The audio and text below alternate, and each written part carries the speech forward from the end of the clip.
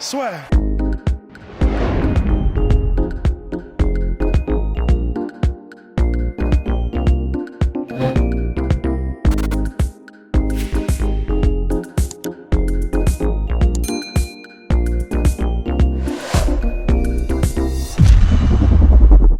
Bonjour à toutes et à tous, bienvenue dans le podcast La Sueur. Bonjour mon cher Rust. Bonjour Guillaume, bonsoir. Bonsoir, distanciation sociale. Nous venons de voir la victoire de Tony Yoka expéditif face à Yohan Duopa. C'est presque un euphémisme mon cher Rust puisqu'il s'est imposé en 87 secondes. Assez décevant parce que c'est vrai qu'on s'attendait à un vrai choc. Premier test pour Tony Yoka, finalement il s'est jamais imposé aussi rapidement chez les professionnels. Il passe à 8-0 en carrière, 7 victoires avant la limite. Bon, c'est sa plus belle sans aucun doute. Là franchement, ouais. Tout à l'heure, c'est vrai qu'évidemment, juste après le combat, on a été revoir Clairement, il mérite le stoppage. Oui, non, là Déjà. franchement, clairement, Yohan était vraiment plus dedans.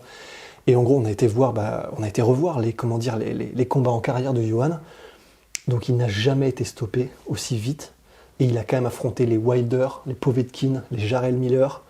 Et il n'avait jamais perdu en France auparavant. Et là, perdre en 87 secondes sur une démonstration de puissance, ouais. Franchement, c'est flippant. Et c'est peut-être ça le plus rassurant, parce qu'on avait prévenu dans le podcast preview, c'est vrai qu'on dit Tony Yoka avait quand même taffé physiquement. Et là, franchement, déjà, dès le début, quand il y a eu un petit peu de corps à corps, il l'a repoussé avec autorité. Et puis dès qu'il y a eu les premiers coups, c'est un premier crochet qui a touché, Ouais. c'est terminé. Parce que il y a des premiers jabs, il y a genre un jab chacun, ils le mettent presque en même temps au début du combat, tu te dis, ok, puissance relativement équivalente, le jab de Yohan est vraiment bon aussi, le jab de Il a marqué. Tony, voilà, il a marqué. Mais sauf que au moment où il y a cette première droite, en fait, il y a clairement le langage corporel de Yohan change en fait. Il passe en mode oh merde, il passe en mode ok, là clairement ça rigole pas du tout au niveau de la puissance de frappe en fait. Et à partir de là, en fait c'était un boulevard. À partir de là, il y a eu le premier knockdown. Et en fait, clairement, à partir de là, Tony Yoka n'a pas été technique, mais c'est pas grave. Clairement, il avait même pas envie d'essayer d'être technique.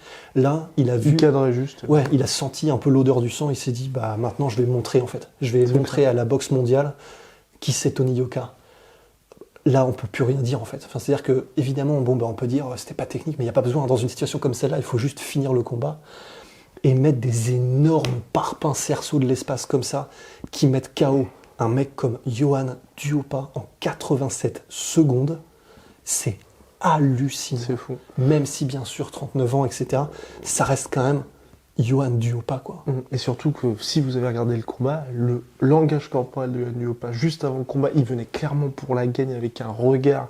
Mais franchement, c'était hyper inspirant. C'est dommage que ça se passe comme ça. Il faisait des trous dans les murs avec son regard, quoi.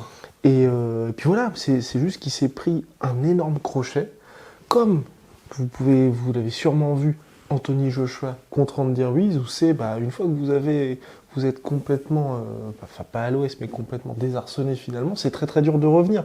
Donc là, c'est ce genre de coup qui vous donne une commotion. En plus, il faudra qu'on le revoie au ralenti, parce que là, on vient juste de voir le combat, mais je crois qu'il la prend soit pleine tempe ou pleine oreille. C'est ça, pleine tempe. Soit pleine tempe.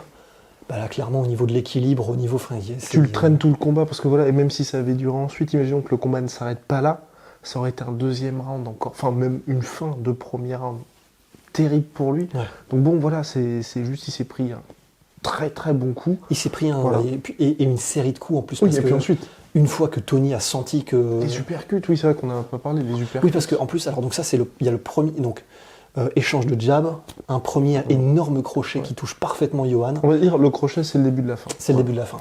Et en gros, à partir de ce crochet-là, clairement, en fait, Tony sent « Ah, ok ». Et du coup, il remet, c'est le même coup. Hein. Mais sauf que, en même temps, le truc, ça marche. C'est la puissance d'un croiseur, tu sais. À un moment donné, forcément, tu mâches le bouton, mais c'est normal, ça marche, tu vois. Comme dans Tekken. Et en gros, à partir de ce moment-là, premier knockdown, Yohan se relève, il montre qu'il est encore là, il lève les gants, etc. Et en fait, le combat continue. Et quand même, c'est vraiment stylé aussi. C'est-à-dire qu'il y a un moment donné, après, ça reprend, petits échanges. Et il y a un moment donné où Yohan se dit « Allez, je me lance ». Il enclenche un coup et le contre est immédiat et parfait de la part de Tony Yoka. Le timing est impeccable. Et alors, en plus, donc prendre des coups, par Tony Yoka, visiblement, par ce Tony Yoka 2.0, ça fait mal.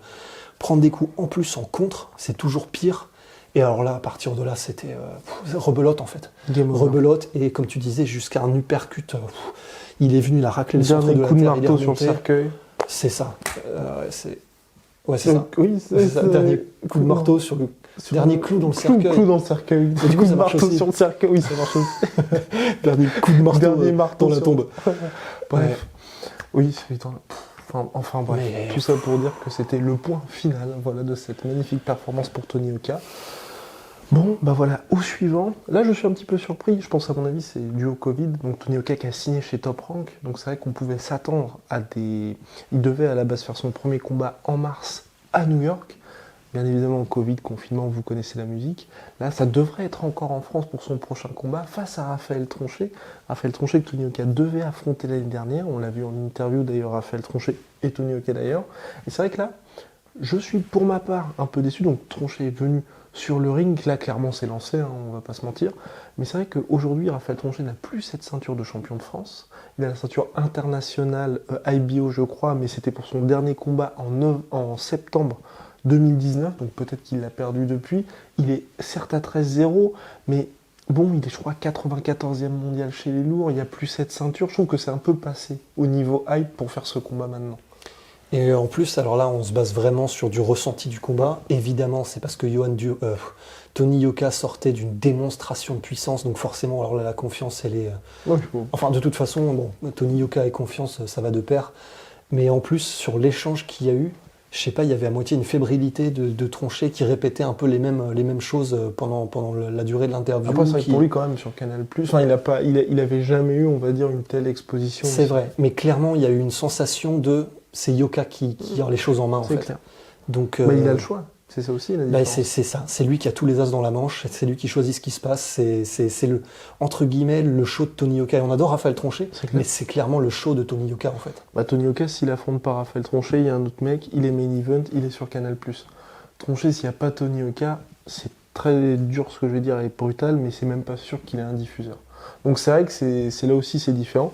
La première fois, il y avait eu un problème lié notamment aux négociations salariales et financières par rapport au combat. Là, je pense qu'ils devraient se mettre d'accord parce que c'est vrai que comme il y a le Covid, Tony Oka ne devrait pas pouvoir normalement combattre aux États-Unis en 2020. Il a d'ailleurs fait sa préparation en France pour ce combat-là face à Yohan Duopa. Donc je pense aussi que c'est une espèce de solution de repli pour se dire ok, on a encore perdu 1 an avec le Covid là, il faut engranger. On a fait le combat contre Duopa, là, on a déjà cet adversaire qui est Raphaël Tronchet. Il y avait un petit peu de traction il y a 1 an. Allez, on le fait maintenant. Tout le monde est content parce que d'un côté Tronchet peut aussi avoir un combat qui est intéressant financièrement.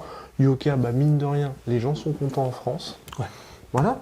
Ouais, et puis en plus de ça, c'est bien parce que bah, les deux sont conscients que bah, là c'est parfait, le moment est parfait et comment dire, en plus, ce sera pas difficile à hyper comme combat, ce sera Clairement. pas difficile à vendre. Ah bah là, les deux, tu les laisses tout seul dans une pièce, tu filmes tranquille. Ouais, et puis en plus, les deux sont vraiment intelligents, les deux sont, c'est con, tu vois, mais les deux sont vendables parce qu'en plus beaux gosses, parce que bah, voilà, ce sont Et des dans machines leur à KO, prime. dans leur prime, Mine de machines rien. à KO, bah forcément ça vendra, quoi, c'est obligé, donc très bien, hein, franchement très bien. Mais voilà, n'hésitez pas à vous abonner, ça fait plaisir à Rust, ça me fait plaisir aussi un petit peu. Ouais. Et également à vous abonner sur les plateformes de podcast, puisqu'on est sur Apple Podcast, Google Podcast, Spotify aussi. Vous nous trouvez Comme à chaque Joe Rogan. fois, comme Joe Rogan exactement. On n'a pas eu un deal à 100 millions de dollars, mais on s'en Bientôt, rapproche. bientôt. Ça passe par les abonnements. Ça passe par C'est les vrai, abonnements. c'est vrai. Enfin bref, tout ça pour dire. Et puis bien évidemment, big shout out à Venom, notre sponsor, moins 10% sur tout Venom avec le code LASFEUR et puis moins 35% en ce moment, en plus des 60% de réduction sur tout le site MyProtein. Voilà. C'est Rust, je suis Guillaume. À la prochaine. On commence pas ce gimmick. Hein. Swear.